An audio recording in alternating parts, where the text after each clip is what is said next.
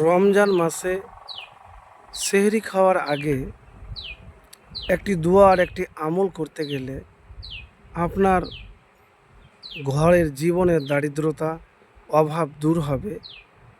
ঋণের বোঝা থাকলে দ্রুত সেই বোঝা থেকে মুক্তি পাবেন।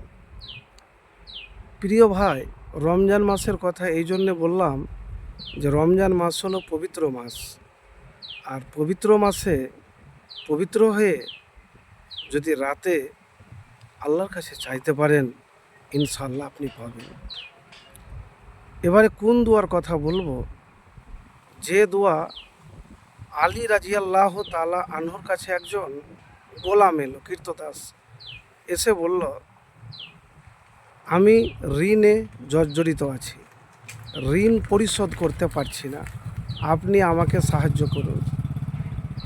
তখন আলী রাজিয়াল্লাহ তাআলা আনহু বললেন, আমি কি তোমাকে কয়েকটি বাক্য শিখিয়ে দেব না, যা আমাকে রাসূলুল্লাহ সাল্লাল্লাহু আলাইহি সাল্লাম শিক্ষা দিয়েছেন?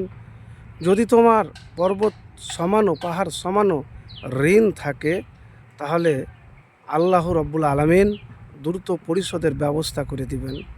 তারপরে তিনি দোয়াটি বললেন, আল্লাহুম্মা মাকফিনি বে হালালিকা আন হারামিকা ওয়াগনিনি বে ফাজলিকা আম্মান সিওয়াক। প্রিয় ভাই আমার, এই দোয়াটি যদি আপনি পাঠ করতে পারেন নিয়মিত, কতবার করবেন? 3 বার করবেন।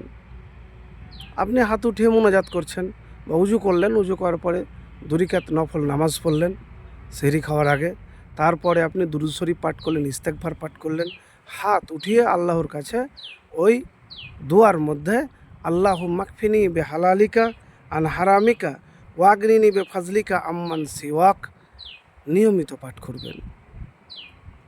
হতে পারে আপনার অভাব দারিদ্রতা দূর হবে।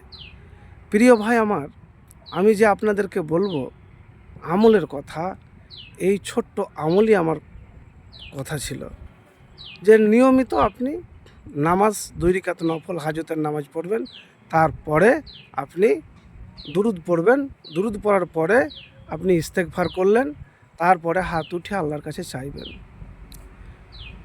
এবারে বলবেন, আমি তো এই দোয়া পাঠ করি, তো আমার ঋণ কেন পরিশোধ হয় না? অনেকেই ভাই বলে, তাহলে আমি কেন কোটিপতি হতে পারি না? দেখেন, আপনার আমল যদি দোয়া যদি কবুল হয় তাহলে ফলাফল পাবেন। আর আমল যদি আপনার কবুল না হয়, সঠিক না হয়, দোয়া যদি আপনি আল্লাহর কাছে আপনার কবুল না হয়, তাহলে পাবেন কীরকম করে? তো দোয়া কবুল হওয়ার জন্য আপনাকে মুত্তাকি হতে হবে। দোয়া কবুল হওয়ার জন্য আপনাকে মুত্তাকি হতে হবে। মুত্তাকি যদি আপনি না হতে পারেন, তাহলে কখনোই আপনি